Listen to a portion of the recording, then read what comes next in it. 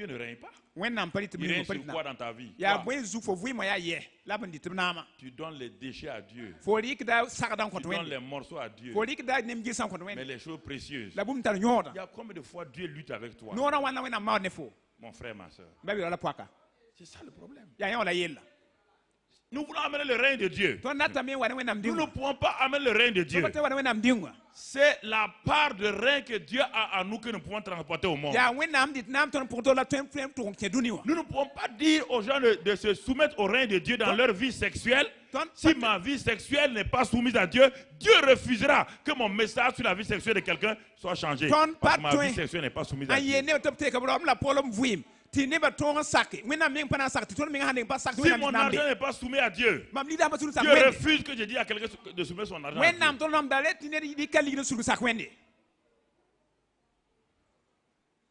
Cet homme-là, il a compris ce que Dieu voulait. La dernière clé, il s'est mis à genoux. Il a dit à Dieu, ça fait des années que je lutte avec toi. Tu me bénis.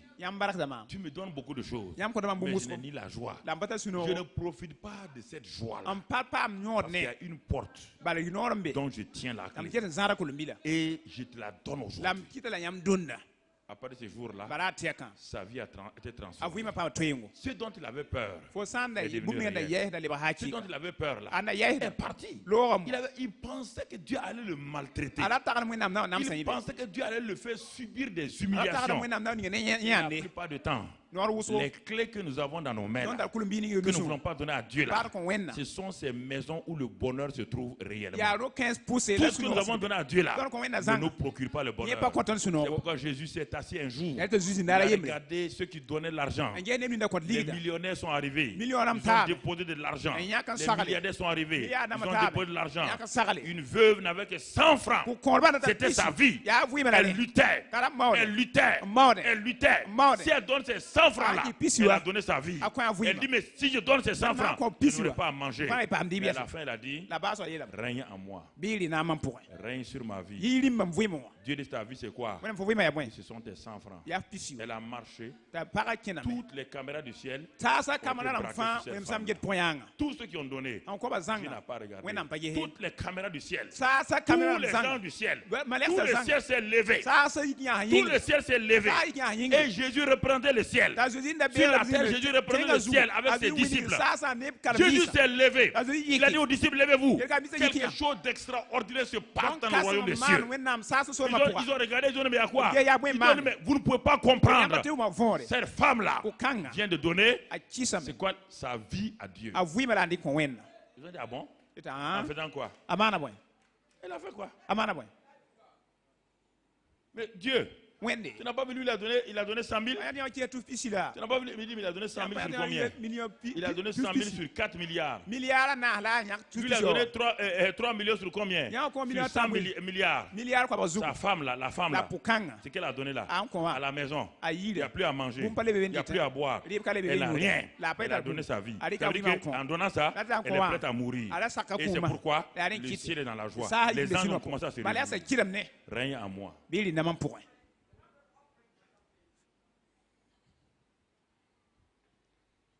Règne en moi.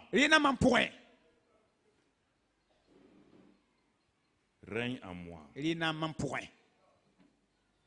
J'ai pas dormi hier. J'ai pas dormi. Non. C'est trop. Non.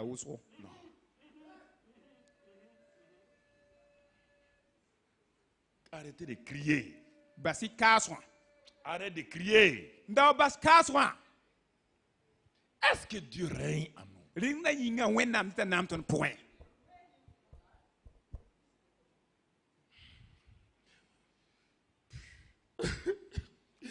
Est-ce que Dieu règne en nous?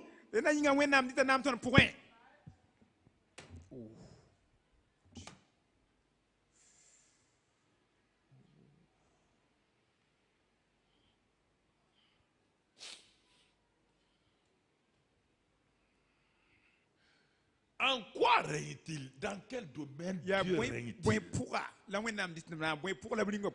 Dieu est roi dans ta vie, dans quel domaine?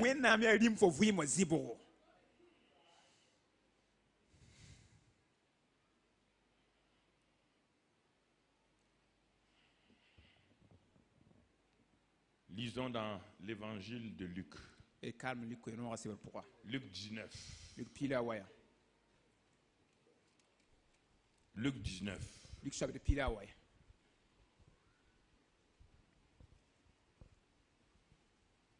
Verset 12. Luc 19, verset 12. Luc pila ouais vers pila yibo.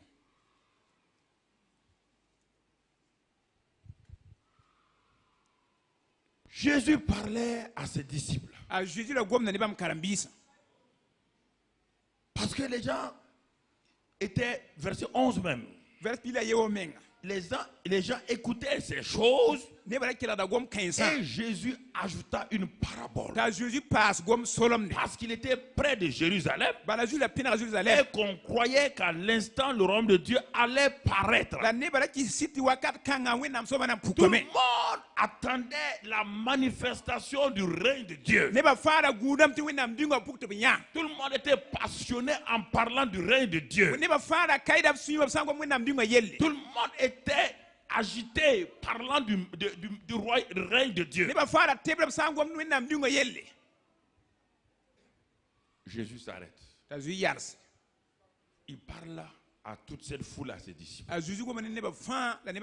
Pourquoi êtes-vous agité? Qu'est-ce que vous cherchez? Il dit donc, il va leur parler du royaume qu'ils n'ont jamais compris. Il dit, un homme de haute naissance, c'est-à-dire un prince, s'en alla dans un pays lointain pour se faire investir de l'autorité royale et revenir ensuite. Il appela 10 de ses serviteurs, leur donna 10 mines et leur dit, faites-les valoir jusqu'à ce que je revienne. Verset 14.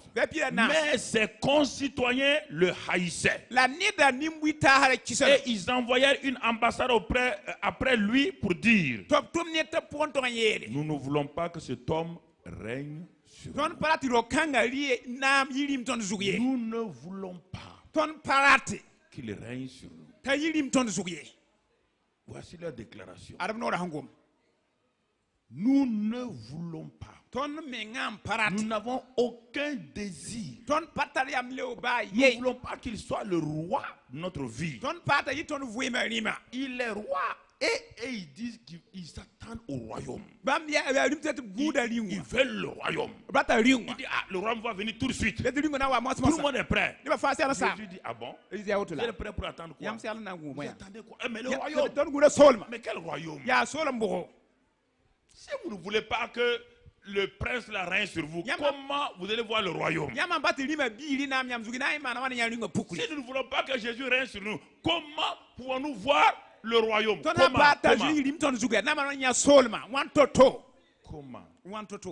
Comment? Lisons un autre passage dans l'Ancien Testament maintenant. 1 Samuel 8. 1 Samuel chapitre 8. Pour voir encore et un autre exemple maintenant du peuple de Dieu, Israël. 1 Samuel chapitre 8. Verset 1 à 8. 1 Samuel 8. Verset 1 à 8. Oh Dieu, aide-nous ce matin. Voilà. Lorsque Samuel devint vieux, il établit ses fils juges sur Israël, etc., etc. Verset 3. Les filles de Samuel ne marchèrent point sur ses traces. Ils se livraient à la cupidité et recevaient des présents et violaient la justice. À cause de cela, tous les anciens d'Israël s'assemblèrent et vinrent auprès de Samuel à Rama. Ils lui dirent, voici tu es vieux et tes fils ne marchent point sur tes traces. Maintenant établis sur nous un roi pour nous juger comme il y en a chez toutes les nations. Samuel vit avec déplaisir qu'il disait, donne-nous un roi pour nous juger. Et Samuel pria l'Éternel. L'Éternel dit à Samuel, écoute la voix du peuple dans tout ce qu'il te dira. Car